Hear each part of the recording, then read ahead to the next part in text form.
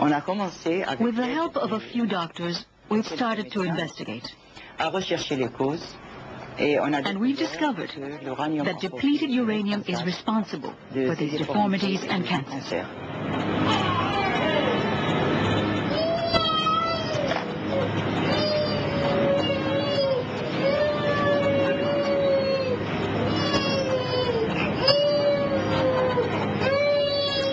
Children dying, cancers, bone cancers, brain tumors, and they can't get any medical care. They may get a treatment today, but not tomorrow, because there's nothing coming in.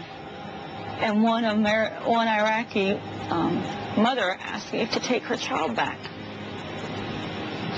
to get medical care for it. It broke my heart. Because we can't even get medical care here in the United States for ourselves. And yet we're the leading nation in modern technology. We use a sophisticated weapon system. We created now a sophisticated illness. But we have no sophisticated means to take care of this.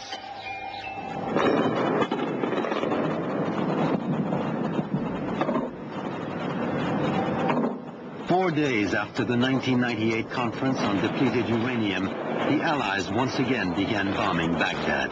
The Vatican's Father Benjamin was there. In December 98, I was in Baghdad, where we filmed the bombing from the Al Rashid Hotel.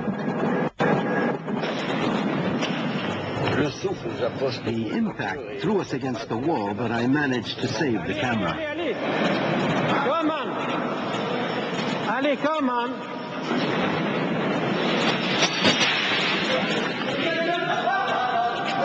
Where's Ali?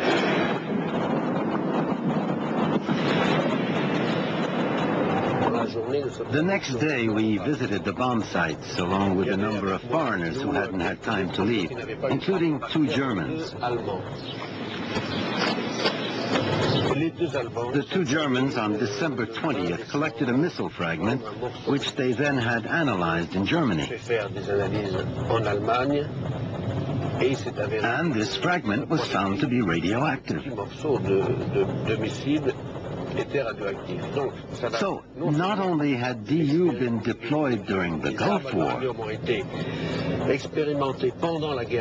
but 9 years later, the Allies were still using it in the bombing of civilian areas.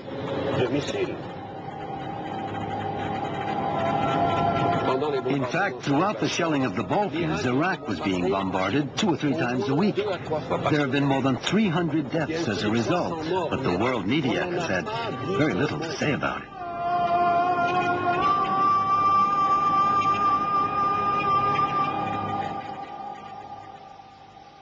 We're very suspicious of the Iraqi claims. We do know that in the 1994 timeframe, Iraq instructed their embassies to go on an information campaign attacking depleted uranium and downplaying the possibilities of any adverse effect from the use of chemicals. If we want to help the people in Iraq, they're reporting increased incidences of diseases and birth defects. If we really want to help those people, the best thing that we can do is focus on what the science tells us may be the causes. The science says it is very unlikely that depleted uranium is causing this. It is very, very unlikely. These are natural diseases that unfortunately occur throughout the population. And again, I'll get back to the common sense thing. We've got places where the natural uranium is very, very high and where it's very, very low. And we just don't see these sorts of things. And yet these congenital deformities are also found in the offspring of American veterans. In 1994, Life magazine made it their cover story. But strangely enough, no serious study ever followed analyzing how widespread these deformities actually were.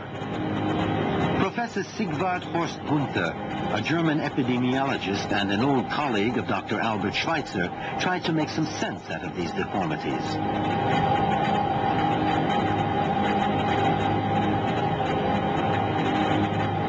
Number of Gulf War veteran families are giving birth to children with no eyes, no arms, no feet.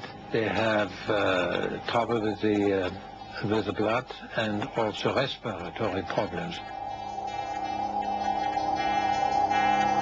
Well, if you compare this, you see this Iraqi child has only hands, crippled legs.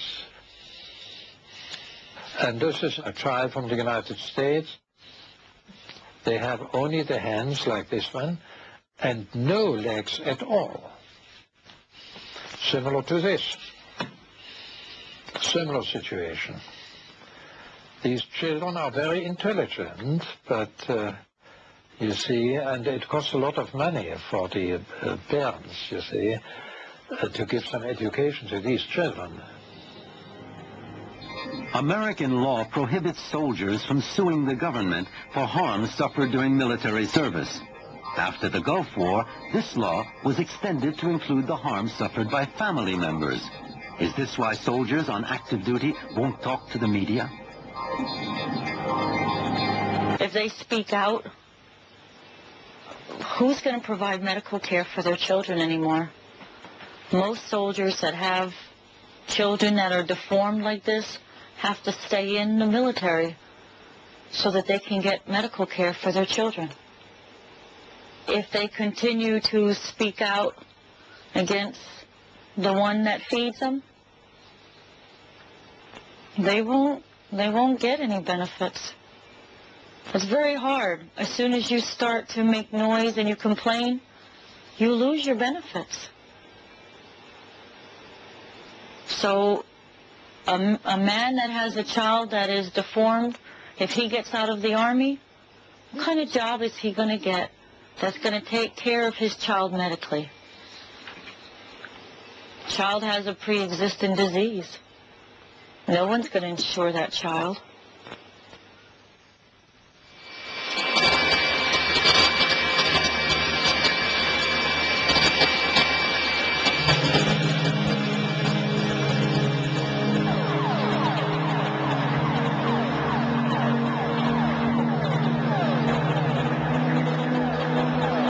The Department of Defense has the clear intent of using depleted uranium ammunition. The United States military wants to manufacture more of it and sell more of it to help their war machine.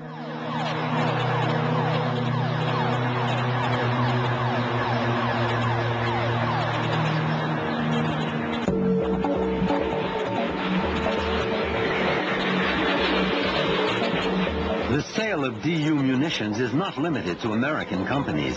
It's now a staple of the global arms business.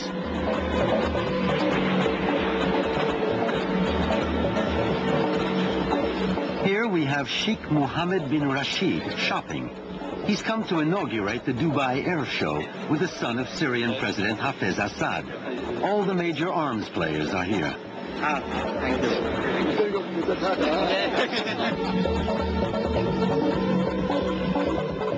Many of the munition systems for sale in this room use, among other materials, depleted uranium. But when we asked more specific questions, most of the dealers chose not to talk about it. No, I don't know about that. I'm not qualified to talk about that. It's not nuclear, or I would know.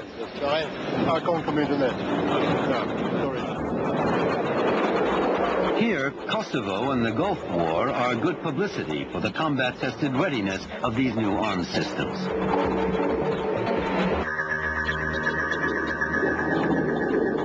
Since the Gulf War, depleted uranium has been used for surgical strikes in Bosnia in 1995 and in Serbia and Kosovo in 1999.